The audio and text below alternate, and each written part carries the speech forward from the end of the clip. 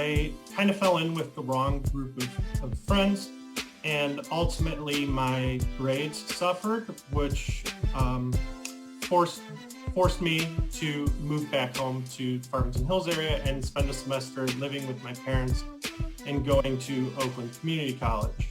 The deal I had made with my parents was that if I got good grades at OCC and I could return to Western Michigan, which I did. But I learned a lot from that experience, what my priorities should be. I should choose my friends more wisely. And it really gave me perspective on how I should be living my life. Welcome to Waking Up to Life with Rabbi Josh. It's a podcast built around conversations with members of our community who have found a bit of enlightenment in their lives. While these events may not seem life-changing, the conversation will reveal how those moments shape the way my guest sees the world. It's an informal conversation along with a few insights from Jewish tradition, and it may just change your life as well. And if not, it's just 18 minutes with me. So, l'chaim, to life. Today we welcome Mitch Barnett, the co-founder of the Detroit Urban Hockey Foundation, to the show. I'm so excited to have you here, Mitch. I'm really looking forward to our conversation. Yeah, thanks so much for having me. So while you grew up in the Detroit Jewish community, your moment of enlightenment, the moment that sort of changed your life, didn't actually happen here in Detroit. It happened in Kalamazoo, Michigan, when you were a sophomore in college at Western Michigan University. So share with my guests briefly the story of your experience. Well, so as you mentioned, I was a sophomore at Western Michigan University, and at the time I was just a kid out there plugging along, but I kind of fell in with the wrong group of friends, and ultimately my grades suffered, which forced me to move back home to the Farmington Hills area and spend a semester living with my parents and going to Oakland Community College. The deal I had made with my parents was that if I got good grades at OCC and I could return to Western Michigan, which I did. But I learned a lot from that experience, what my priorities should be. I should choose my friends more wisely.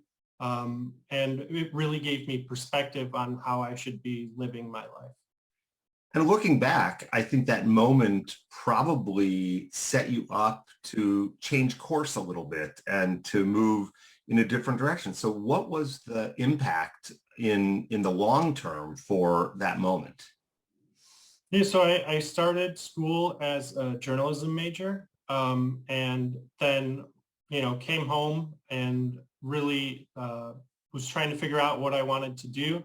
I ended up taking a web development class at OCC that semester. And when I went back to school, really tried to focus on learning different coding languages so I could do the other side of communications, or how should I phrase it? Front-end development. And I assume that with that career in communications and in computers, it's important that you are able to talk to people and to communicate with them in a way that can actually be understood. And I wonder if that's part of what happened in that moment for you, that you learned a different way of communicating with the world around you. Yeah, I would think so. So what is it that, as you look back, is sort of the most important takeaway that others, because clearly you're not the only student who has been challenged with a bit too much partying and maybe a struggle to keep grades up. So what's the lesson that you learned that is the most powerful thing you take away today? I think that, the best lesson to take away from my experience is to take your time, learn at your own pace. Nobody ever said that college had to be completed in 4 years. Do what's best for you, for your educational experience. And there is such pressure on students today to get that internship and be in the career path that they want to be in. And I recently read a statistic that more than 70% of college students actually change majors or change colleges during the course of their education. So to your point, I think it's important to be able to make that change and feel free to do so. But I assume it's also affected other parts of your life. Has that attitude changed the way you relate to your family or your friends as well? I'm really thankful to my parents for forcing me to move home, because if they didn't care the way that they do, who knows where I'd be right now, so their support and their drive to make me the person that I am now is something I'll always be thankful for. I love that. For me, as I hear you talk, I'm thinking about a Jewish phrase from the rabbinic tradition that says, "Lo alecha hamlacha ligmor." It's not incumbent upon you to finish a task, but we are not allowed to give up. We are not allowed to not work towards the completion. And so while the path may change along the way, I think that using the lessons of life to change the way we deal with people and moments in life is really something that is strengthened and supported by Jewish tradition. So has it affected your business career as well? Have you had a few movements through the business world as you've gone through a career? Yeah, I'm currently working for the SME, Society of Manufacturing Engineers. It's a nonprofit organization, and I've worked at a few different jobs since I graduated, but um, the education I've been able to have in my career has allowed me to do other things outside of my full-time job, which has been a really fun opportunity for me. And speaking of those outside engagements, you are, as I said in the introduction, one of the co-founders of the Urban Hockey Foundation. It seems like a strange thing because we don't see a lot of ice in urban centers around the United States. Tell me and our listeners a little bit about what the Urban Hockey Foundation does. So we're a nonprofit organization. We started in October of 2020 during the pandemic. Clark Park is our main partner. They're the Clark Park Coalition, founded by Anthony Benvenides. And, in the city of Detroit, there used to be 9 outdoor operating ice rinks going back to the 60s before the riots. Clark Park is the only remaining outdoor ice rink. And now with Jack Adams Ice Arena no longer being operational, they're the only youth hockey program left in the city of Detroit. So as our nonprofit's role is we provide equipment, the ice time, all at no cost to any kid in the city of Detroit who wants to come learn about the game of hockey. Hockey is a really expensive sport for people to play. So people in lower income areas don't necessarily get those opportunities. One of our goals for the Urban Hockey Foundation is to find ice time outside of Clark Park, because as it is an outdoor rink, they only get, December, January, February, really to use that ice. So that's 3 months out of the year. So our goal is to find other places for them to go throughout the rest of the year to continue to play hockey, whether it's in Dearborn or Lincoln Park or St. Clair Shores or Grosse Pointe. We want to be able to find that spot for them to go the rest of the year. And I assume that part of the mission of the foundation is to use the lessons of hockey on the ice to help those kids grow off the ice as well. So how do you see those hockey lessons and maybe the lesson you learned in your young adulthood affecting the lives of other people on and off the ice? Yeah, I mean, hockey has really, I played growing up, but I really started to get back into it a couple years ago. And I've been able to create friendships through playing, and those friendships translate to off the ice as well.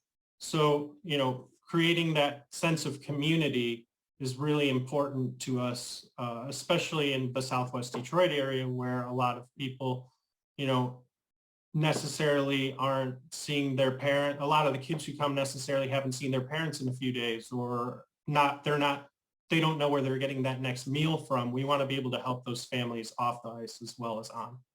So it's a sense of consistency, but also I can't help but think that hockey itself is a metaphor for life. The ice is slippery. It takes a talent just to be able to skate. The game goes by very, very quickly. And there are a lot of moments where you have to change course and go from skating forward to backwards. And I assume that connects to you and your experience in college. Absolutely. I would definitely say so. It's So a bumpy road, and yeah. and is there something is there a story of a person, without giving it away any names, but is there something you've seen happen with one of your student athletes that has really struck you as a moment where you've seen another person go through a similar kind of transition? Not that I can say off the top of my head, but I haven't really, because of the pandemic and us just getting started, we haven't had too much contact with the kids themselves, other than right now really raising money to keep the lights on at Clark Park. They did not lay ice this year because of COVID-19. So it's the first time since they really put all the money into revamping the rink at Clark Park since they haven't had any income. So right now, our main focus has really been to just keep the lights on there. But I can say that there have been some success stories that I'm aware of kids who have come from Clark Park. I don't know his name off the top of my head, but there was one player who was playing in the minor leagues of the NHL who came out of the Clark Park program. So there have some successful stories that have come out of there.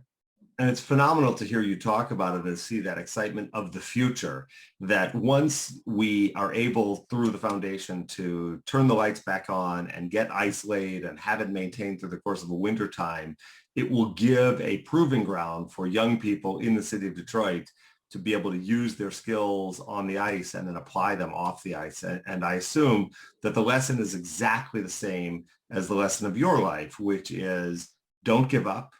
Understand that life takes a time of process. And as long as you keep persevering, in the end, you can and will achieve your goals.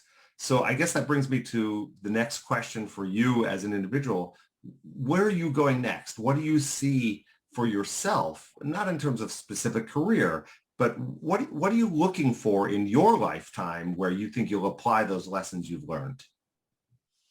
Definitely want to create a sense of community where I live now. I'm now a resident of the city of Detroit. I live in the University District area where you know things are improving, but there's still a long way to go. We recently joined our neighborhood association, which is a new thing in this community. So speed bumps are getting installed, really working with our neighbors to try and improve the area. So it's been exciting. I think it's incredible to hear you make that connection to the city of Detroit that can learn the same lessons, that this is not going to be easy work to reclaim a sense of prosperity in our city, but piece by piece by piece, if we continue pushing forward, in the end, what happens as a result of that process leaves us better than where we were before we started. And what a great lesson for all of us to learn. So as we're coming towards the end of our conversation, I want to ask you a question that we've asked on this podcast to all of my guests. Is there something right now that you're reading, a book or an article or a television show that you're watching that is giving you a bit of insight into your own life right now, something that's exciting and sort of pushing you forward? I think I'm currently reading the book Lonesome Dove by Larry McMurtry, and it's been a fun read. I've been reading it for pleasure, but it's about a cattle drive going from southern Texas all the way up to Montana. But just the grit that goes along with that type of work, I can apply to the things I've learned in my life where, to get where I am now, I've really had to work hard. So yeah, I think. Yeah. I love that. It's a work of fiction, but clearly is something that I think reflects the values of our modern day lives. Before we say goodbye today, do you want to take a moment to share with us a website where we might be able to learn more about the foundation? Yeah, absolutely. The website is www.urbanhockeyfoundation.org. Fantastic. www.urbanhockeyfoundation.org. We'll put that on the screen so that people can see that as well. And looking forward to hearing stories of great success with the foundation. Mitch, it's really been a pleasure to have you share the story of your own personal enlightenment and how those moments in college have pushed you to be a better person, maybe more patient and willing to move forward through life, even with the obstacles that stand in your way. Is there one final comment, one final moment that you'd like to share that our listeners should hear? I would just reiterate the fact that you should take your time and really, focus on what it is that you want to do with whether it's in education or your career. There's no rush. I feel like, as you said, there's a lot of pressure on people to get their degree in 4 years or get out of college and find their career and work at a job for 10, 15 years before moving on to something else. It doesn't have to be done that way. You have to be able to feel out your own path. So I think that's a really important lesson to learn, especially in the midst of this pandemic. I think that we're so eager to move quickly to the next phase, and yet having a little patience, recognizing that we control our own destiny is something that all of our listeners can relate to and will help us become better people. So it's such a pleasure to have you here. Thank you for joining me on this podcast. I'm so appreciative of your time. And to all of our listeners, we hope that you will join us in future episodes so that you can hear the stories of members of our community, connect with the messages and the lessons of life, and yourselves wake up to life. L'chaim.